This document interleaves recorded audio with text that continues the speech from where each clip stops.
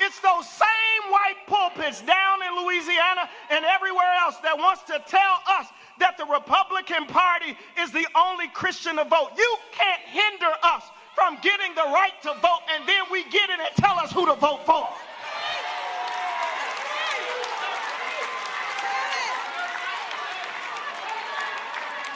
Shame on you and your daddy and your granddaddy and your great-granddaddy and all the black women they raped. Shame on you.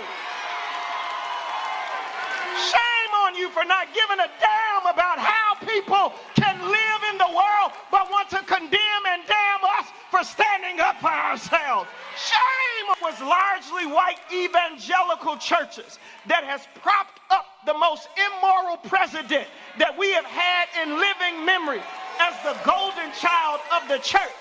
And then they had the audacity to be quiet when Laquan McDonald was murdered, when George Floyd and Breonna Taylor were shot down. Some of them have said to me, I ain't done nothing racist, Charlie. I've not said anything wrong. Look, I'm over a big Bible institute, and I've had to say to them in return, yeah, you might not have said nothing wrong, but you ain't said nothing right either. You won't speak up for us. We're all in trouble. And now, it's those same white pulpits down in Louisiana and everywhere else that wants to tell us that the Republican Party is the only Christian to vote. You can't hinder us from getting the right to vote, and then we get in and tell us who to vote for.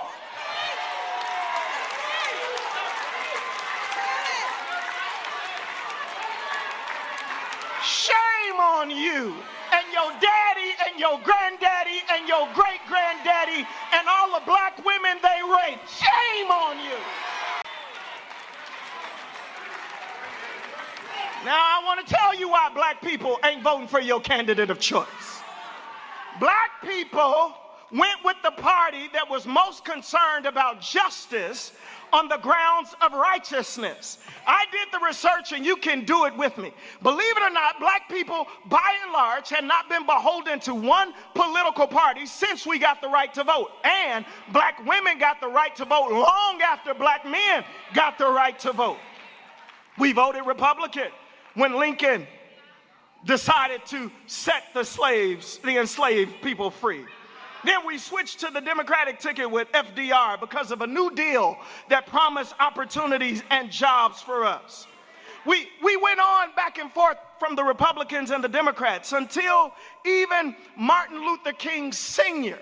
and the Atlanta Black Coalition of Preachers were in 1960 about to vote for Richard Nixon, until Robert Kennedy told his older brother, John Fitzgerald Kennedy, as a candidate for president, you ought to call Coretta Scott King because Martin King Jr. has been arrested and has been put in prison wrongfully.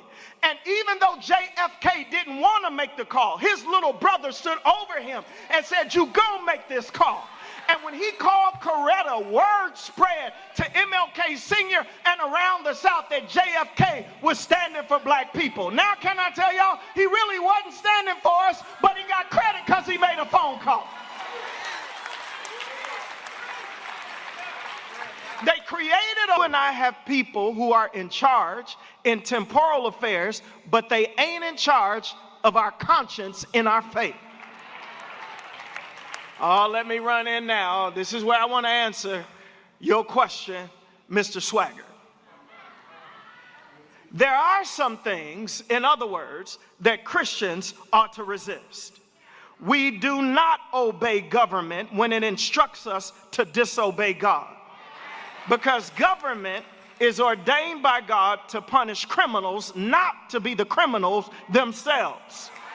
And the problem with the American church is that it has been at the center of unrighteousness and downright criminal behavior, and I brought receipts to tell you about it. It was the church in the 1700s that gave theological cover and credence to this kind of inhumane bifurcation of humankind.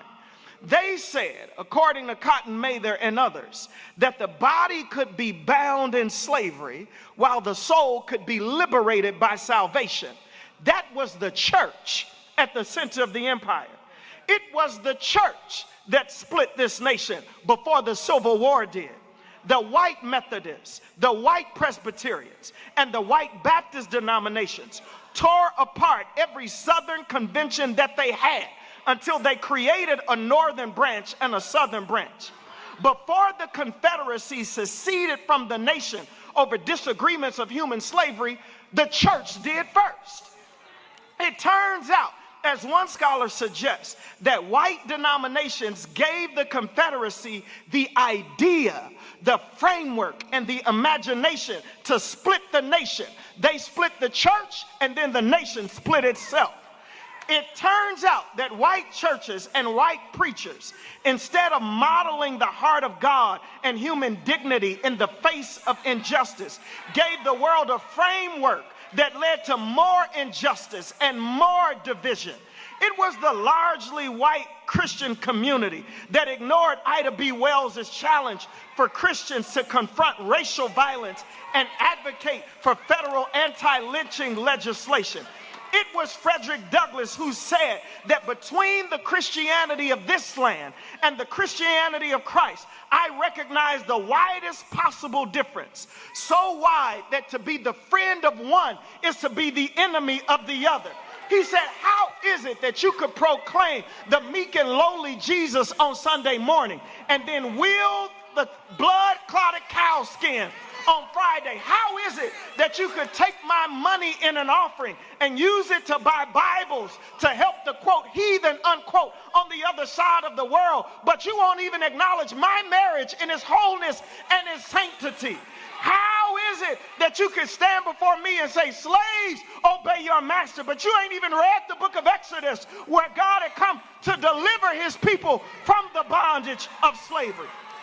It was the predominantly white church in Edgewater, Cicero, Lincoln Park, and Garfield Park that told Martin King that he was a communist and they would not support the Freedom Festival in the 1960s. These white pastors never marched with our black pastors. They never stood with us to get the right to vote or the right to live wherever we wanted to live. It was white pastors who, in the middle of a swelling movement that led mainly by black preachers to get us the right to vote, would not march with us, would not stand with us, would not lobby their own politicians, would not seek to destroy redlining. No, instead of destroying redlining, they packed up their white churches and moved to new white neighborhoods when the black people moved in there. It was largely white evangelical churches